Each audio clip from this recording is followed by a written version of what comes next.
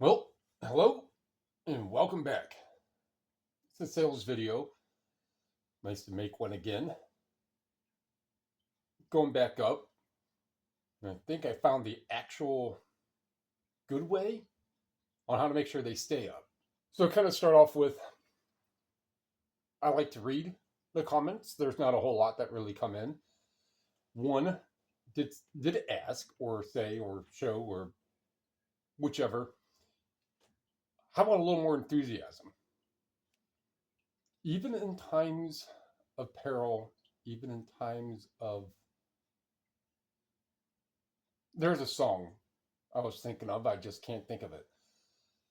And by having a little more enthusiasm. So I don't know if the enthusiasm is spazzing my hands around more, which body language and hand movement is called kinesics. I don't know if that'll do it. I don't know if talking a little faster, a little louder will be much of any different. I'm not one to really talk super fast if I have to, especially when it just comes down to, I guess if something is mundane, talking fast might be a good thing, or talking quicker might be a good thing. So it's going to be kind of a newer approach for me to pick up the pace, pick up the cadence a little with what I'm saying. I don't write any scripts or anything to where I already have in my head what I wrote, what I thought of, what I wrote, what I said, what I proofread. See me just wanting to do that fast throws all that off. So I don't write any scripts to where I can remember what I had thought of to write and then reread to proofread and then to go over again and to proof it before. So I don't do that. This is all just off the cuff, impromptu. Well, it's really not impromptu because I already know I'm doing it, but either way. So a little quicker approach, a different approach would be me speaking a little quicker. And that's one way on how I'm going to do it.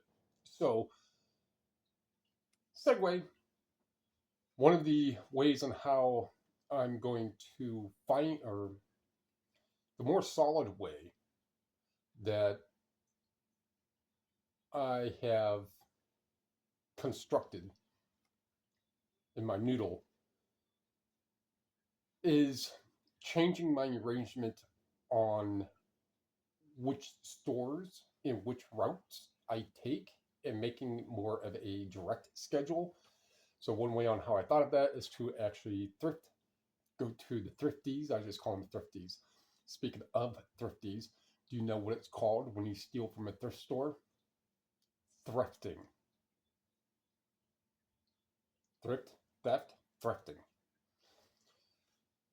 Is for me to go on one route, 3 to 4 stores, and the next route, 3 to 4 stores. And now instead of routes that are 3 to 4 weeks spread apart, for me to actually do these 2 weeks plus days. So every route, no matter what it would be, a longer route. So for me to start going to routes that were usually 3 to 4 weeks, now every 2 weeks, give or take some exact day change, even if I'm picking up 3 to 4 items per each of these stores that I usually only went to every 4 weeks, and I'm picking up more than 3 or 4 every store on at that pace. Even if I'm picking up 3 or 4, it's the exact, I want to say the exact, but it's the same quantity that I would be getting. I would just be spending another day back out there. Instead of getting, let's just say 10 items, roughly, 10 items per store, now I would be getting 5 items per store per each of those days. But in total, it would still equate to 100 to 200 sellable, listable per stop. So I'm doing this roughly. It's going to be a little less, but that way I'll be able to have the opportunity to get stuff that has come out newer and someone else isn't going to get it, which in media wise, it really doesn't happen that often. There are a couple media sellers that I see, regardless if they're there or they're finishing up, I'm still going to end up with stuff. I'm not going to just stop like, oh, there's another reseller and turn around and leave. No, I'm there. When in Rome, strike the iron while it's hot. One of those. This is a generic breakdown on that one. That's how I'm going to start doing the routes to where I have more stuff and I can consistently do stuff. So for those 2 days, I go out and get stuff and I come back, and for one day, I will change up my aspect of there has to be 2025 CDs, 2025 DVDs, whichever. Nope. If I have 25 total disc media, they're going to get organized, pictured, and listed, and put away. So what I had here was put away on top of what I listed yesterday, which were 44 disc media items for just under $1,700. I want to say it was 1,700. The 17 or 16. So 22, 16, 8. Yeah, that sounds about right, because it's like $38 average of what it was. And there were a couple, the first 15 were over $50. And I think one of those is already sold. So it turns out to be there's 10 that are going out today for $263. As always, let's find out what they are. Mint condition, not to be mistaken with mint condition. Live at the 930 Club, 22. A Optimus, but that would just sound weird. A Optimus portable CD player, Optimus Radio Shack, 39. Keith Green, some Keith Green stuff does sell. I mentioned that in sourcing videos before. This one came in best offer, $19. Thunderpants, Rupert, whichever DVD, 13. This is the best and the second best of Card Talk, but 16. And something else that I did yesterday. So at the end of each month is when my sales end. Any of the sales, and I go in the bracket, 39% off the top 200, 37% off the next top 200. I have, I believe, at least 2 videos kind of explaining on how I do it, on how I always run sales, and I will run it monthly. I used to do it weekly. eBay changed. Well, when I started doing it monthly, it's because eBay changed the way on how the sale is and how it's activated, and massive things that they changed. So I stopped doing that weekly and I just started doing it monthly. And is what I had usually done with the weekly was align it to where it ends. I would start a new one at the beginning of the month. So today is the first of the month, and so I still do that. So I end the sale the last day of the month to where it's going to start that last day. The new ones are going to start that last day of the month, and an extra percent off, an extra 2%, one tier higher, will run for the first handful of days, 3, 4, 5 days, especially if it runs into a weekend. So that extra sale, a lot of people get paid the first, the second, and the third, or all the way up to the 5th. A lot of people. So I will run a little extra sale over that little weekend. And then when that ends, then it goes back into this regular sale bracket. So that sale could be anywhere from 2 to 5 days. And at the end of that 5-day, then I restart another sale, which then ends on the last day of the month, runs repeat for that. So I did that in order to kind of encourage a little more, not just now because sales are quite a bit down, but I did that to encourage, and I do that to encourage a lower price when people are looking, especially if I have 100 and usually 130 to 140 offers set out with the roughly 2,900 items I have listed. Of all of that, there's almost 3 whole pages of 200 of people who at least that you can see have a high quantity or a high quantity of views is one particular one that you can look at. And then so there's that. So there's my math on how I do that. So this kind of comes into the problem on me wanting to speak fast and think a little too fast. Sometimes on how I'm going to want to say something isn't going to be structured right. So we'll see how this turns out. Find out what's sold next. In Darkness with God. Uh, Signed, inscribed, $54. Well, I have a DVD called The Inkwell. It's not in the box it should be or the two neighboring boxes, so I have to do a little more thorough digging to find it. But it's a $22 DVD. And a very, very surprising DVD. I've sold a couple of these. I don't come across them sealed too often.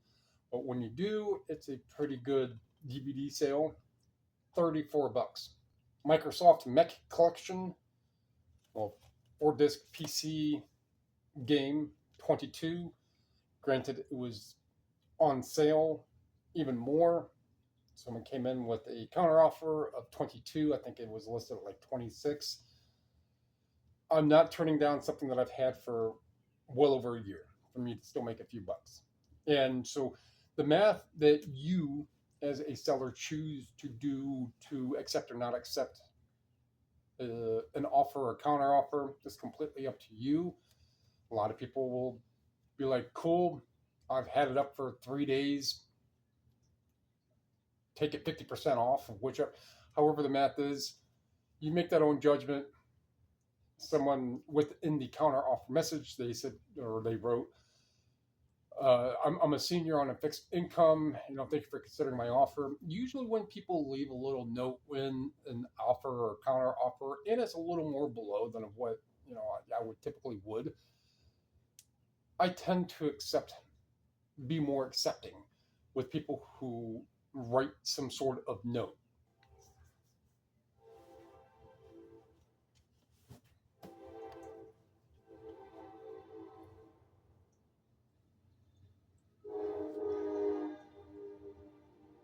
In a sealed Young Guns 2 Snapcase DVD 16. So I had someone come in and I have to.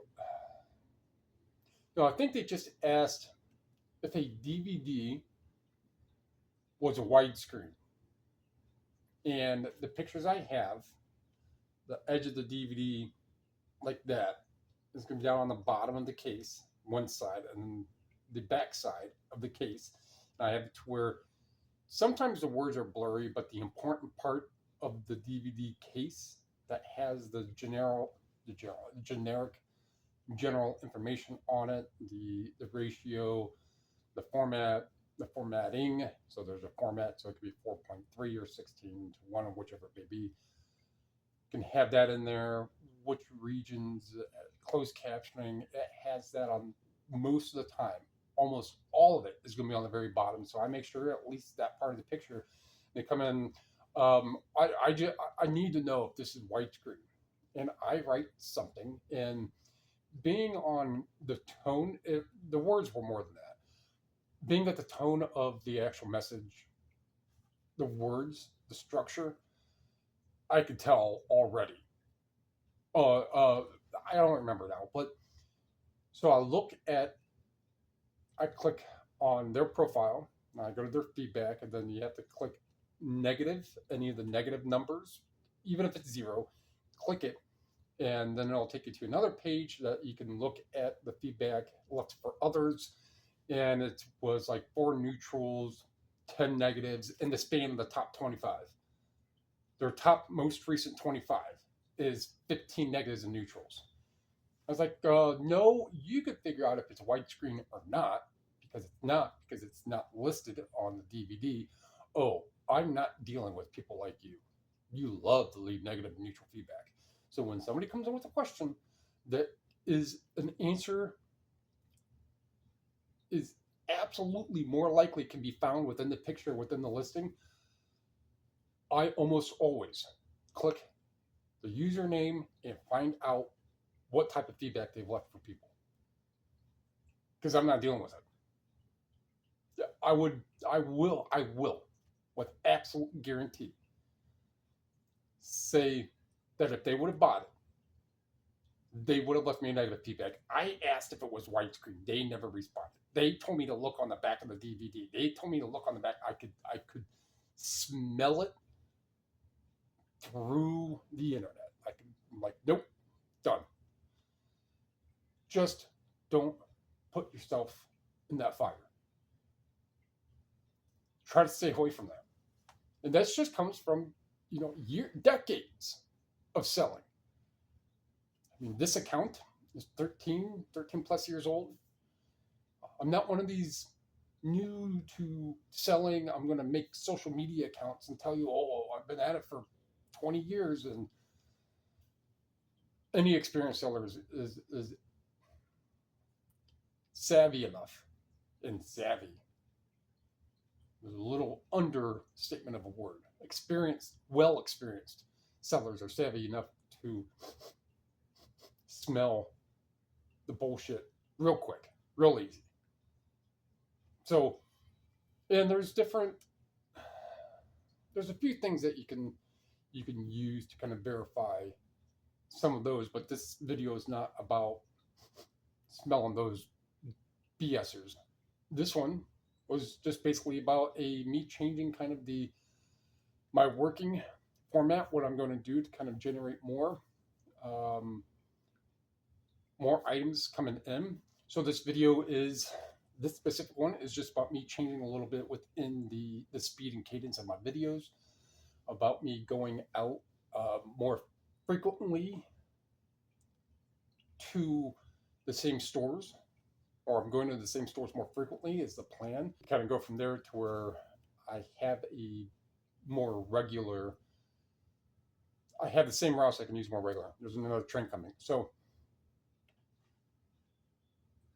I can hear it. The microphone's not going to pick it up from afar. So to kind of wrap that one up, there's that. Like what you heard, like what you saw. Dummy thingy, 2 if you can. Comment, sub, share, all that fun stuff. It only takes a second. Appreciate it. Thank you.